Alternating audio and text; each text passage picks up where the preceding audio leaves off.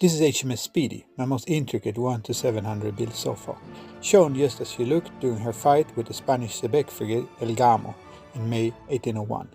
She is painted as a Danish merchant brig, matching the ruse de guerre that Cochrane used to get close without drawing fire.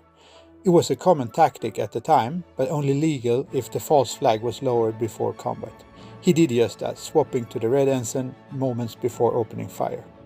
At the time, Speedy was one of the smallest ships in the Royal Navy service, just 158 tons, 14 4-pounder guns and a crew of just 53 men and boys.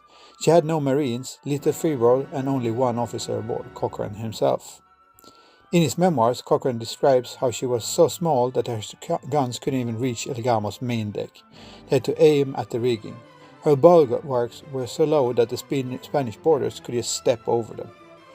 I painted a hull like a Danish merchant ship that was active in the area at the time. And this is the ruse de guerre that Cochrane used.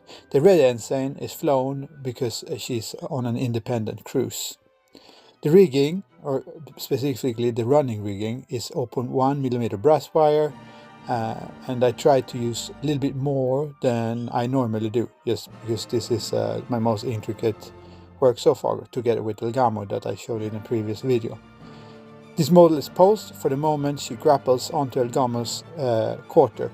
I have a grappling on the forequarter. Historically it was the starboard quarter. This is a freedom I've taken. Of course you're not seeing it here, but in my diorama that's the way it is. And she, just before Cochrane climbs over the ledge and leads his boarding party onto the deck of El Gamo. So despite being outgunned 6-1, Speedy actually captured Gamo after furious hand-to-hand fighting. As I mentioned in my El Gamo video, there is some doubt on how armed El Gamo really was, but the fact remains that this is one of the most brilliant single ship action victories for a British captain during this time.